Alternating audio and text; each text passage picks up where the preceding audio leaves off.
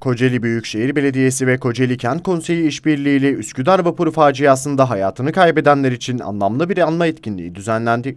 Etkinlikte kaybedilen her bir can için 392 ağaç dikilerek hatıra ormanı oluşturuldu.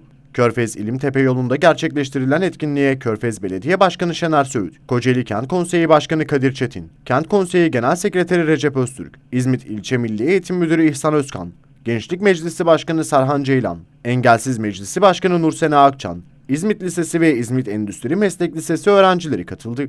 Katılımcılar kaybedilen canları anarken ağaçların birer yaşam simgesi olduğunu belirterek bu anlamda ormanın her zaman hatırlanacağına ve yaşatılacağına dikkat çekti.